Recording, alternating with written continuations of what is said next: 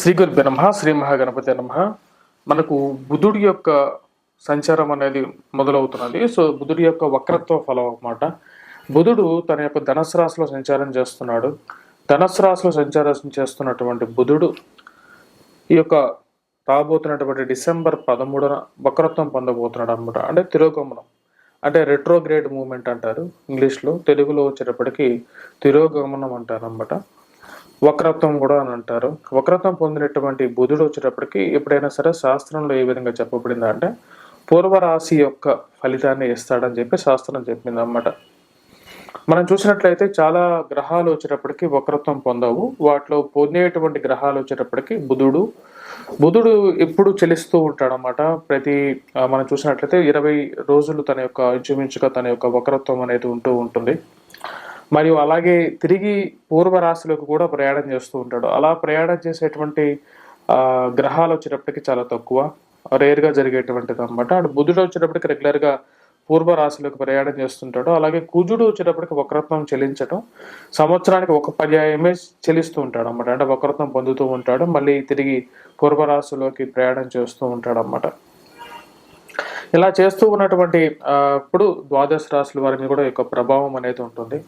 మనం చూసినట్లయితే ఇక్కడ 3 గ్రహ మార్పులు అనేవి జరుగుతున్నాయి అన్నమాట. ఈ యొక్క డిసెంబర్ నెలలో వచ్చేటప్పటికి మనం చూసినట్లయితే రాహువు వచ్చేటప్పటికి మీనంలో, కేతు వచ్చేటప్పటికి కన్యలో, గురువు వచ్చేటప్పటికి మేషంలో, శని వచ్చేటప్పటికి మనకు కుంభంలో ఉన్నాడు. అలాగే బుధుడు మనకు ఎవరి గురించి అయితే మాట్లాడుతున్నామో ధనస్సులో సంచారం చేస్తున్నాడు. అలాగే కుజుడు రవి కూడా మార్పు చేర్పులు జరగబోతున్నాయి. కుజుడు రవి వచ్చేటప్పటికి వృశ్చికలో ఉన్నారన్నమాట. శుక్రుడు వచ్చేటప్పటికి స్వస్థానంలో తులలో సంచారం చేస్తున్నాడు. సమసప్తక దృష్టి గురించి నేను చెప్పాను ఆల్రెడీ. 7వ ఇంట్లో కరెక్ట్గా శుక్రుడి నుంచి 7, అలాగే గురువు నుంచి చూసినట్లయితే శుక్రుడు కూడా 7వ ఇంట్లో ఉన్నాడు. కేతువు వచ్చేటప్పటికి కన్యలో ఉన్నాడు అనమాట. ఇక్కడ మనం జరగబోతున్నటువంటి మార్పులు 13వ తారీఖు నుంచి మనం చూసినట్లయితే బుధుడు వక్రత్వం పొంది డిసెంబర్ 28వ తారీఖున తన యొక్క మార్పు అనేది జరగబోతున్నది. మార్పు జరిగి తను రాబోతున్నటువంటి స్థితి మనం చూసినట్లయితే తను వెనక్కి తిరిగి రాబోతున్నాడు. వచ్చే స్థితి వచ్చినప్పుడు వృశ్చికలోకి రాబోతున్నాడు అనమాట.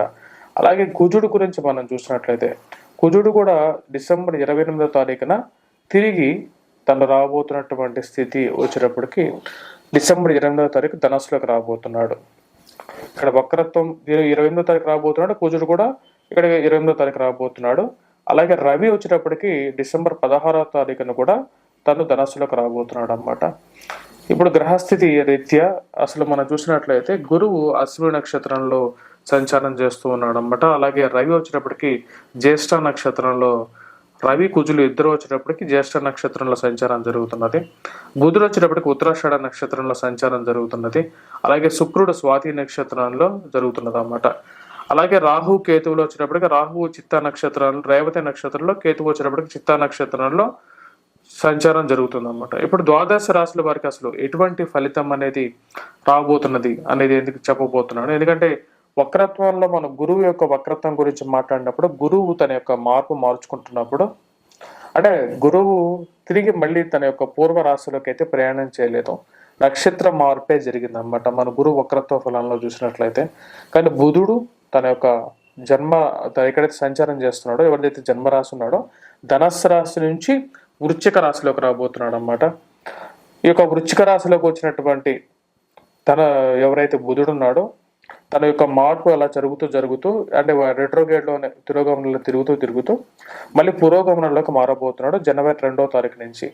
ఇప్పుడు ఎటువంటి ఫలితం అనేది రాబోతుంది ద్వాదశ రాశుల వారి మీద అనేది చూద్దాం. ముందుగా చెప్పాలంటే అసలు బుధుడు గురించి మనం చెప్పాలన్నమాట. బుధుడు ఎటువంటి గ్రహం అనేది చాలా మందికి తెలిసి ఉండొచ్చు. ఎందుకంటే జ్యోతిష్య పరిజ్ఞానం ప్రకారంగా బుధుడు పచ్చటి కలర్ని ఎక్కువగా సూచిస్తూ ఉంటాడన్నమాట. పాడి పంటలకి, సువృష్టికి ముఖ్య కారకుడు అవుతాడు. ఎవరైతే ఈ యొక్క వెజిటబుల్స్ బిజినెస్ చేస్తుంటారో వారికి బాగా కలిసి రావడానికి కూడా వారి యొక్క జాతకంలో బుధుడి యొక్క స్థానం అనేది అనుకూలంగా ఉన్నప్పుడు ధనవృద్ధి అనేది కూడా పొందుతారు. అలాగే వారు ఈ యొక్క వెజిటబుల్ బిజినెసెస్లో కానీ, లేకపోతే ట్రాన్సాక్షన్స్లో కానీ, వడ్డీ వ్యాపారంలో కానీ ఎక్కువగా వారు పనిచేస్తుంటారు. బ్యాంకింగ్ రిలేటెడ్ సెక్టర్స్లో పనిచేయడానికి కూడా మూల పురుషుడు అవుతాడు అన్నమాట.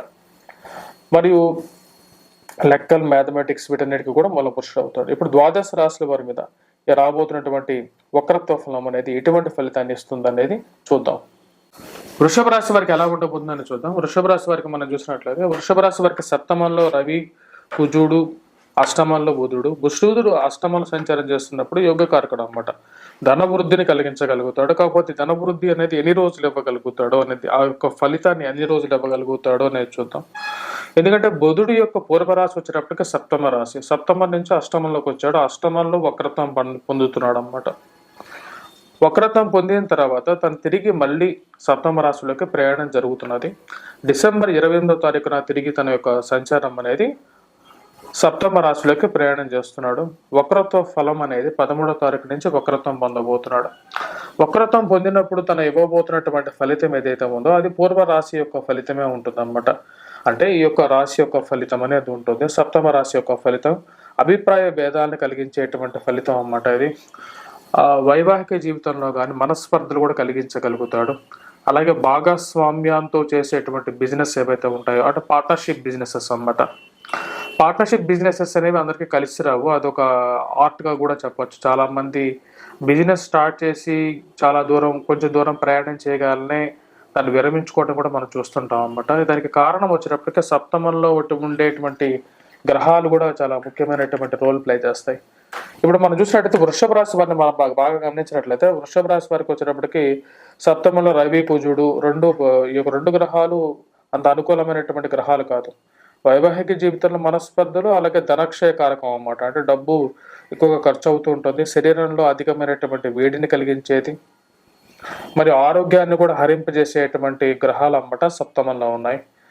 ఇవి 16వ తారీఖున వచ్చేటప్పటికి రవి వెళ్ళిపోతాడు ఇక్కడి నుంచి, బుధుడు రావటం అనేది జరుగుతుంటుంది. మరియు అష్టమంలో వచ్చేటువంటి రవి, కుజులు కూడా అంత యోగ్యాన్ని ఇవ్వరు అన్నమాట. కాబట్టి బుధుడి యొక్క వక్రత్వ ఫలం గురించి మాట్లాడితే బుధుడి యొక్క వక్రత్వం అనేది సరైనటువంటి ఫలితాన్ని వృషభ రాశి వారికి ఇవ్వట్లేదు. అభిప్రాయ భేదాలని, అలాగే ఫైనాన్షియల్గా ఇష్యూస్ని ఎక్కువగా క్రియేట్ చేసే విధంగా ఉంది. డబ్బుల విషయంలో జాగ్రత్తగా ఉండాలి. మరియు విద్యార్థులు, ముఖ్యంగా చెప్పాలంటే విద్యార్థులు విద్య గురించి కొద్దిగా ఎక్కువగా కాన్సన్ట్రేట్ చేయాల్సినటువంటి ముఖ్యమైన సూచన. మ్యారిటల్ ఇష్యూస్లో, వైవాహిక జీవితంలో కొన్ని మనస్పర్ధలు కలిగించడానికి ఎక్కువగా కారణాలుగా కనపడుతున్నాయి ఈ యొక్క రెండు గ్రహాలు. మరియు అలాగే సప్తమంలోకి ఒక మార్పు చేర్పులు ఏవైతే జరగబోతున్నాయి. వీటి వల్ల వచ్చేటప్పటికి వైవాహిక జీవితంలో మనస్పర్ధలు కూడా గురి చేసే విధంగా ఉంటుంది అన్నమాట. వృషభ రాశి వారికి వచ్చేటప్పటికి ఈ యొక్క బుధుడి వక్రత్వ ఫలం అనేది పూర్తి యోగాన్ని అయితే ఇవ్వట్లేదు.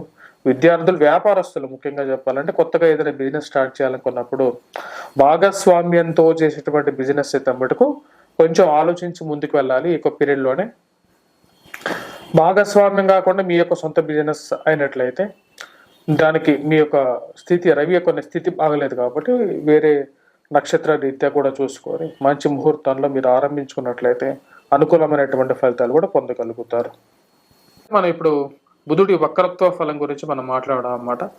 బుధుడు తన యొక్క వక్రత్వ ఫలంలో ఎప్పుడైనా సరే ముఖ్యంగా మనం చూసినట్లయితే తన యొక్క పూర్వ జన్మ రాశి ఏదైతే ఉంటుందో దాని యొక్క ఫలితాన్ని ఎక్కువగా ఇస్తూ ఉంటాడు అన్నమాట. అంటే తన సంచారం చేస్తున్నటువంటి రాశి కాకుండా తన యొక్క ముందు సంచారం చేసినటువంటి రాశి యొక్క ఫలితాన్ని ఎక్కువగా చెప్పడం జరుగుతుంటుంది. దీన్ని చెప్పడానికి ముఖ్య కారణం వచ్చేటప్పటికి గురువు యొక్క వక్రత్వ ఫలానికి బుధుడు యొక్క వక్రత్వ ఫలానికి డిఫరెన్స్ అనేది మీకు తెలియాలి అనే విషయం గురించి చెప్పాను. మరియు అలాగే ఇది ద్వాదశ రాశుల వారి మీద ఎటువంటి ఇంపాక్ట్ అనేది ఇస్తుంది అనేది కూడా చెప్పాలి అని చెప్పడం జరిగింది అన్నమాట. ఈ యొక్క బుధుడు గురించి కొన్ని రాశులకి బాగలేనప్పుడు బాగలేదు అనేదే చెప్తాను నేను. ఆ యొక్క రాశులు ఎందుకంటే కొన్ని విషయాలు బాగోలేకపోయినా సరే మిమ్మల్ని మెప్పించడం కోసం నేను బాగుంది అనేది చెప్పను. ఎందుకంటే కొద్దిగా జాగ్రత్తగా ఉంటారు అనేది. అంతా బాగున్నప్పుడు అందరూ బాగుండాలని మా కోరిక కూడా. బాగలేనప్పుడు జాగ్రత్తగా ఉంటారనేది ముఖ్యమైన సూచన అన్నమాట. మనం చూసినట్లయితే బుధుడు గ్రహానికి ఎటువంటి రెమెడీస్ చేసుకోవచ్చు అనేది మనం క్లియర్గా చూసినట్లయితే బుధుడికి మనం వచ్చేటప్పటికి ముఖ్యంగా గ్రీన్ కలర్ డ్రెస్ అనేది కొద్దిగా అనుకూలంగా ఉంటుంది. అలాగే అమ్మవారిని పూజించడం, దుర్గాదేవిని ఎక్కువగా పూజిస్తూ ఉండాలన్నమాట బుధవారం పూట. అలాగే పచ్చటి పెసలను నానబెట్టి మనం చుట్టూ ఉన్నటువంటి ఆవులు ఏవైతే ఉంటాయో గోవులకి తినిపించడం ద్వారా కూడా బుధుడు కూడా జాతక రీత్యా ఎవరి జీవితంలో అయితే సరైన స్థానంలో లేడో ఆ యొక్క దశాంతర్దశలు నడుస్తున్నప్పుడు ఆ యొక్క ఫలితం ఏదైతే వస్తుంటుందో ఆ టైంలో మీరు పచ్చ చేతికి ధరించడం ద్వారా కూడా కొంచెం అనుకూలంగా ఉంటుంది. అంతేగాని పచ్చ వేసుకుంటేనే కోటీశ్వర్లు కారు, అది కూడా మనం గుర్తుపెట్టుకోవాల్సినటువంటి ముఖ్యమైన సూచన అన్నమాట. జ్యోతిష్యంలో ఉన్నటువంటి విజ్ఞానాన్ని తీసుకోవాలి, అజ్ఞానాన్ని దూరం చేయాలి, మోసపూరితమైనటువంటి జీవితాన్ని వదలాలన్నమాట. అదే నా యొక్క ముఖ్యమైనటువంటి ఇది ఎయిమ్ అన్నమాట. స్వస్తి. Please do subscribe and share.